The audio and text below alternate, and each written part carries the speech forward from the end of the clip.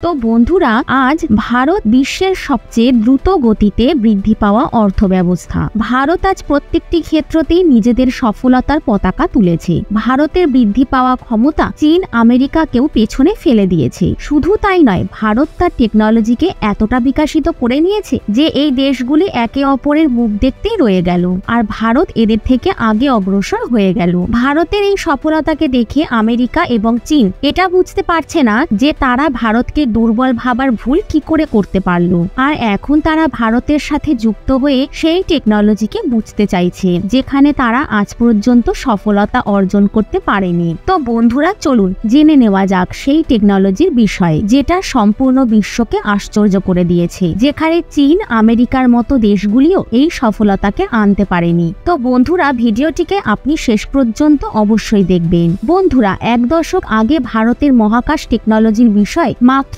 একটাই সংস্থা ছিল, যার নাম ইসরো। শুরু থেকে আজ পর্যন্ত ইসরো স্পেস মিশনকে নিয়ে এমন অনেক সফলতা নিজের নামে করে নিয়েছে, যার মোকাবিলা অন্য কোনো বিদেশ স্পেস এজেন্সি করতে পারেনি। কিন্তু বন্ধুরা, ভারত অন্য দেশের তুলনায় বরাবর দাঁড়ানোর জন্য এই কাজ ইসরোর একার পক্ষে অনেকটা মুশকিলের ছিল।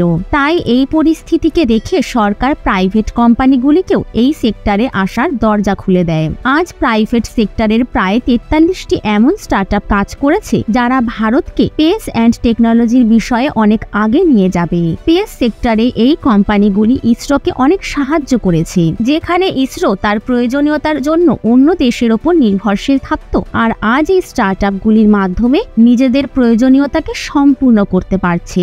এই কোম্পানিগুলির মধ্যে এমন দুটি কোম্পানি রয়েছে যারা সবচেয়ে টপে রয়েছে। এই কোম্পানিগুলি ভারতের টেকনোলজিকে বিকশিত করার জন্য এতটা অগ্রসর হয়ে গেছে যে এরা ভারতের ছবিকেই পরিবর্তন করে দিচ্ছে। এই স্টার্টআপগুলি হলো স্কাইরুট এয়ারস্পেস এবং অগ্নিকুল কসমস। এই ভিডিওতে আমরা অগ্নিকুল কসমসের বিষয়ে কথা বলবো, যার তুলনা এলন মাস্কের কোম্পানি স্পেস এক্স এর সাথে করা হয়, আর তার আবিষ্কার করা টেকনোলজি পুরো বিশ্বতেই ঝড় তুলে দিয়েছে। অগ্নিকুল নিজের নামের মতোই টেকনোলজি ওয়ার্ল্ডে এমন আগুন লাগিয়েছে যার থেকে বিশ্বের প্রত্যেকটি স্পেস এজেন্সি প্রশংসা করেছে। এর সাথেই এই কোম্পানি ভারতকে মহাকাশ বিষয়ে সবচেয়ে বড় খেলোয়াড় তৈরি করে দিয়েছে।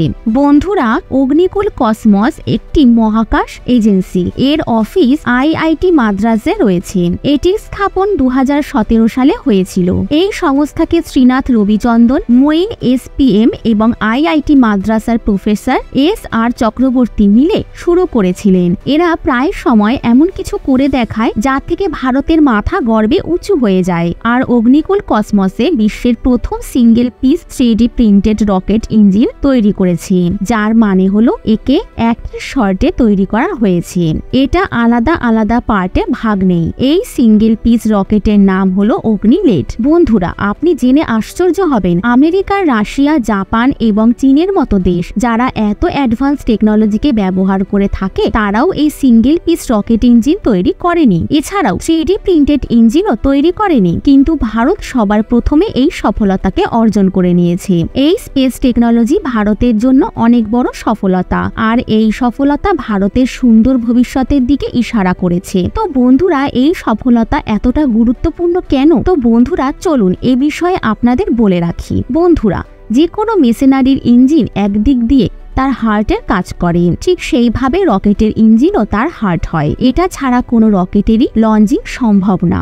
এই ইঞ্জিন বা হার্ট যত বেশি মজবুত হবে, রকেট ততটাই শক্তিশালী হবে। রকেটের ইঞ্জিন যদি দুর্বল হয়, তাহলে তার বডিও কোনো কাজে থাকবে না। এই ইঞ্জিনকে তৈরি করার জন্য বিভিন্ন পার্টকে তৈরি করা হয়। সেই পার্টসগুলিকে অনেক পরিশ্রম করে তৈরি করা হয়ে থাকে।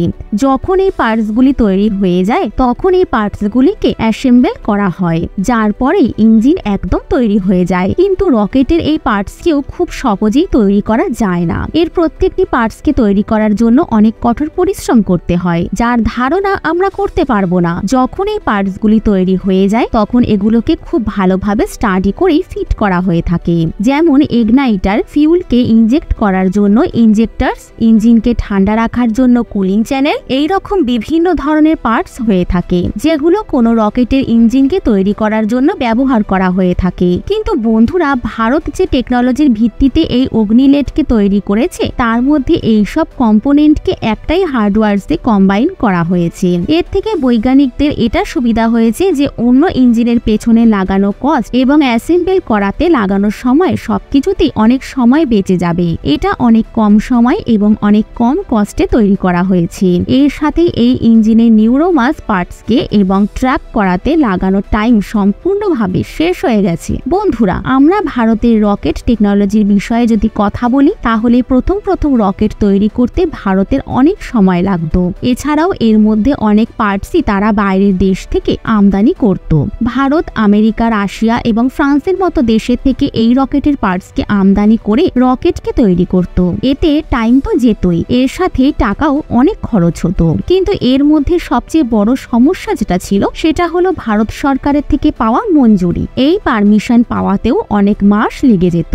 কিন্তু এখন পরিবর্তন হওয়ার সময়ের সাথে সাথে জিনিস এবং নিয়ম দুটোই পরিবর্তন হয়ে গেছে। এখন ভারত অন্য দেশের থেকে টেকনোলজি চায় না। এখন ভারত নিজেই তার টেকনিকের দমেতে অগ্নিলেটের মতো টেকনোলজিকে প্রস্তুত করেন। এই অগ্নিলেট ভারতেরই টেকনোলজি। এর কোনো পার্টসকে অন্য দেশের থেকে আমদানি করা হয়নি। আর এই রকেট ইঞ্জিনের সবচেয়ে বড় বিশেষত্ব হলো এটাকে রকেটে ফিট করা খুবই সোজা। শুধু তাই নয়, এটা এখনো পর্যন্ত তৈরি করা সব রকেট ইঞ্জিনের মধ্যে সবচেয়ে হালকাও। বন্ধুরা, 2021 সালে ইসরো এই রকেট ইঞ্জিনের পরীক্ষাও করেছিল, যেটা সফলও ছিল।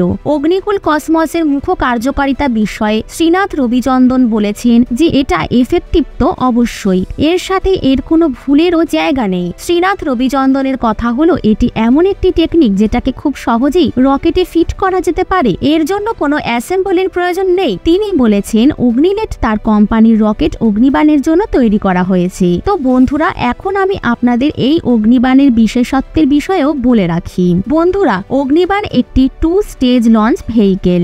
এই লঞ্চ ভেহিকেল 100 কিলোগ্রামের স্যাটেলাইটকে পৃথিবীর নিচের কক্ষে ফিট করতে সক্ষম। এতে প্লাগ অ্যান্ড প্লে ইঞ্জিনের কনফিগারেশন রয়েছে। এর ফার্স্ট ইঞ্জিন অগ্নিনাইটের পর্যবেক্ষণ করা হয়নি। বন্ধুরা, অগ্নিলেট ভারতের জন্য একটি হাতিয়ারের মতো। 2021 সালে ইন্টারন্যাশনাল অ্যারোনটিক্যাল কংগ্রেস এটাকে বিশ্বের সম্মুখে আনা হয়েছিল। যখন এই টেকনোলজি সম্পূর্ণ বিশ্বের সম্মুখে আসে তখন সবাই আশ্চর্য হয়ে গিয়েছিল। সব শক্তিশালী দেশগুলি চিন্তায় পড়ে গিয়েছিল যে ভারতের মতো বিকাশশীল দেশ এমন টেকনোলজিও বিকশিত করতে পারে। গত মাসেই এই অগ্নিকুল কসমস এই 3D প্রিন্টেড রকেট ইঞ্জিনের ডিজাইন এবং নির্মাণের জন্য কেন্দ্র সরকারের থেকে পেটেন্ট অর্জন করেছিল। দিগ্গজ কোম্পানির মালিক আনন্দ মাহিন্দ্রাও অগ্নিকুলে ইনভেস্ট করেছিলেন। এটার টুইটে লিখেছিলেন তিনি একজন নিবেশকারী হয়ে গর্ববোধ করেছেন। বন্ধুরা, অগ্নিকুল 2021 সাল থেকে প্রায় 105 কোটি টাকা ফান্ডিং পেয়েছে। 2020 সালে মার্চ মাসে $3.1 মিলিয়ন অর্থাৎ 25 কোটি 59 লক্ষ টাকা ফান্ড পেয়েছে। শ্রীনাথ রবিচন্দন বলেছেন বর্তমানে সুবিধাকে নজরে রেখে আমরা প্রত্যেক সপ্তাহে 2টি রকেট ইঞ্জিন তৈরি করার ক্ষমতা রাখি। স্পেস টেকনোলজিতে যুক্ত স্টার্টআপ অগ্নিকুল কসমস ভারতের প্রথম রকেট ইঞ্জিন ফ্যাক্টরিকে ইস্টাবলিশ করেছে। এটা ভারতের প্রথম রকেট ইঞ্জিন ফ্যাক্টরি যাতে 3D প্রিন্টেড রকেট ইঞ্জিনের নির্মাণ করা হবে। এই ফ্যাক্টরিকে রকেট ফ্যাক্টরি 1 নাম দেওয়া হয়েছে, যেটা ভারতের দ্বিতীয় সবচেয়ে বড় startup Skyroot Aerospace private limited, যেটা ভারতের প্রথম প্রাইভেট রকেট বিক্রম 1 এর ইঞ্জিনের প্রথম ধাপ খুব সহজেই অতিক্রম করে নিয়েছে। বিক্রম 1 এর তৃতীয় স্টেজের সফল পরীক্ষা নাগপুরে করা হয়েছিল। বিক্রম 1 কে এই বছরের শেষ পর্যন্ত লঞ্চ করার পরিকল্পনা করা হয়েছে। এর সাথে ইন্ডিয়ান স্পেস সায়েন্সের সেক্টরে এই প্রাইভেট খেলোয়াড় তার পুরো দমে এন্ট্রির জন্য একদম প্রস্তুত রয়েছে। আপনাদের বলে রাখি, বিক্রম 1 একটি ছোট লঞ্চ ভেহিকেল যেটা 225 কিলোগ্রাম পর্যন্ত পেলোডকে মহাকাশে 500 কিলোমিটার উচ্চতায় লঞ্চ করতে সক্ষম। এর উদ্দেশ্য ছোট স্যাটেলাইটগুলিকে লঞ্চ করা। এই লঞ্চ ভেহিকেলকে ভারতের স্পেসের জনক বলা বিক্রম সারাভাইয়ের নামের ওপর নামকরণ করা হয়েছে। কোম্পানি বিক্রম সিরিজের 3টি লঞ্চ ভেহিকেল তৈরি করেছে। বিক্রম 2 রকেটের প্রথম payload 450 kilogram, Vikram 3 payload 480 kilogram হবে। যে ভারত টেকনোলজির বিষয়ে অন্য দেশের উপর নির্ভরশীল থাকত সেই ভারতের সামনে এখন এই দেশগুলির লাইন লাগাতে চলেছে।